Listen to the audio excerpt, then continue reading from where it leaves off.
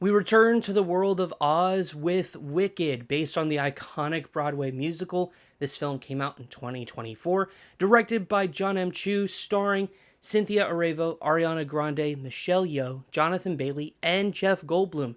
This film is about Elphaba, a young woman who's ridiculed for her green skin, and Galinda, a popular girl, both of whom become best friends at Shiz University in the land of Oz. So we're going to dive into this movie and help you decide whether or not it's the right one to watch as a Christian right now.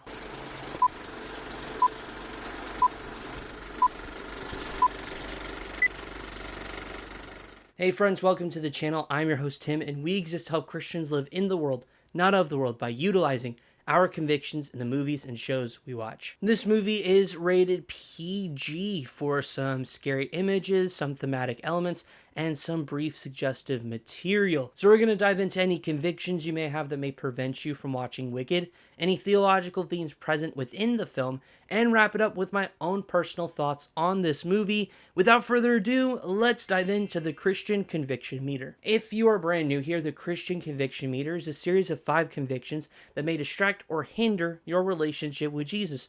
Ultimately, we are a resource to help you determine whether or not Wicked aligns with the convictions that God has given you. And kicking things off with violence and gore here, there is some mild fantasy action here. What I mean by that is some pushing, some shoving, some bits and pieces of fantasy chaos throughout it. There is a minor cut, and that's about as much as you'll get in terms of gore here. There also is a scene that is can be a little violent of one of the teachers at Shiz University getting dragged out.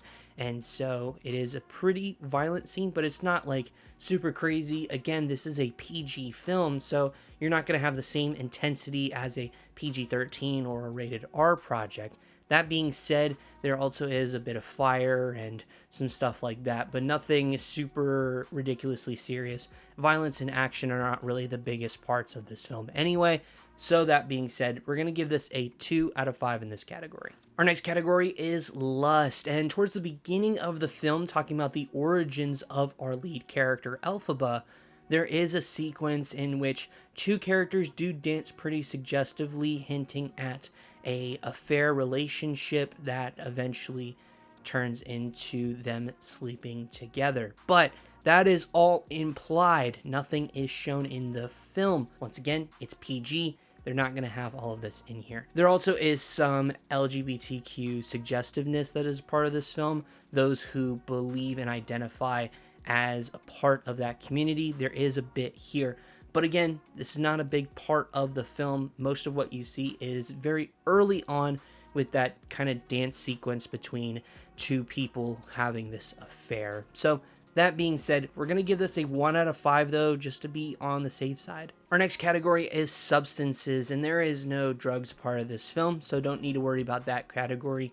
The most we see here is some drinks of alcohol, and that's about it. It's not a prominent part of the film. It's not a focus or a driver in this movie. But to again be on the safe side here, we will give this a 1 out of 5 in this category. Our next category is profanity, and once again, with it being a PG film, there actually is really no use of language within this film. There is a use of OMG that is a part of the film, but that is about it. There is no language or profanity, vulgar uses of words that are in this film.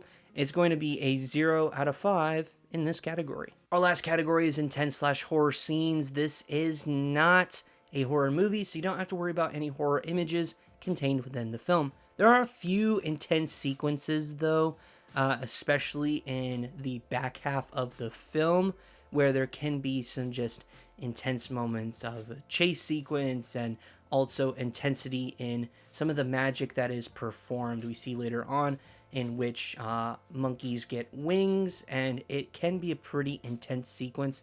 The monkeys are kind of in pain there. There also is some bits of animal cruelty that is a part of this movie. It is a very driving focus of Elphaba's plot and Elphaba's character arc, and so that is something there. There also are some darker themes that are a part of this movie such as talking about earlier with adultery and not fitting in and abuse and some of those things that are a part in the film. And of course, the biggest thing to note here is that magic is a big part of this film.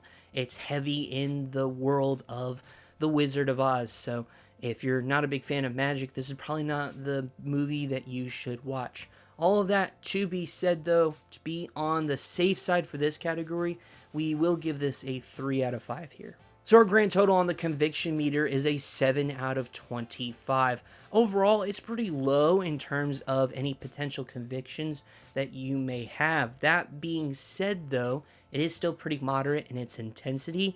And as I always like to say, if you struggle in any of the areas we talked about or anything I said in our time together that make you feel uncomfortable or cause a gut reaction, go ahead and listen to it. Don't worry about watching the film. No film is more important than your relationship with Jesus. So if Wicked does not align with that, that is totally okay. This leads us beautifully into our next discussion as we dive into some theological themes that are present within Wicked. And other than the use of OMG, there is no other references to God or Jesus in any way, shape, or form. And in watching this film, I didn't really see any theological themes here. There is the whole thing about fitting in and finding where you belong and some of those things, but I wouldn't say they're explicitly Christian themes here. And again, there is nothing explicitly about Jesus, the church, the Christianity, the Bible, any of that. There's nothing in regards to any of what I just said in this film. So with that wrapped up, it's time to dive into what I think of Wicked. So quick story time. I had the chance to actually watch this musical when it came to my local theater during its kind of US tour, and I absolutely loved this musical. As someone who spent a lot of time in theater, especially in high school, this was one of the shows I know I definitely wanted to see. Thought the music was great and wonderful, but that's talking about the musical. How well does it adapt to live action is probably the best question here. But I did have a few reservations, namely with the cast, particularly with Ariana Grande coming into this role. Sure, she's done other things in the past, but I wasn't sure if necessarily she could pull off Glinda. And even with Cynthia Erivo, I was a bit more optimistic with, but still was unsure with how these actors are all going to come together for this movie. And I will say I was pleasantly surprised. I thought they did a really solid job, and I think they were casted right. So my reservations turned out to be wrong, which was honestly really good relief, especially for someone like myself who is a fan of the original musical. And the story overall is really good. It is fairly on par with the actual stage adaptation, which is nice. They do some expanding here and there, and of course some of the set designs and stuff like that is much different compared to what you see on stage. Speaking of set design, my goodness, it's absolutely fantastic. The use of colors and just the way it looks, and a lot of uses of curves and circles, and I don't know why that stood out to me. It was just something that stood out, but it looked great. The set design is top notch. But the biggest question of them all isn't the cast, it isn't the sets, and it isn't the story. It's how do the songs translate from stage to the screen? And it was good. It wasn't bad. That is, I think, one of the more challenging pieces with adapting something from Broadway onto the big screen can be, how do we make this musical numbers, how do we make those numbers feel big and grand when they need to and feel personal and good when they need to. And this one I thought did a really good job at that. Popular was fun. It was an enjoyable song. I mean, it already is an enjoyable song, but it does well in this version. They added some nice little touches here that you can't necessarily do all that much on stage. And then of course Defying Gravity is the standout here. It's a fantastic song in general, and I thought the way they did it on screen, really solid and pretty close to how they do it in the actual musical, which is nice. And while for the most part this movie is really enjoyable and is a solid, really solid adaptation, there are a few things I still am not the biggest fan of. Its pacing is okay, it's not phenomenal. And there are, I think, still a few miscasts, namely Michelle Yeoh. Don't get me wrong, I love her as an actress. I think she's fantastic, especially in Everything Everywhere All at Once.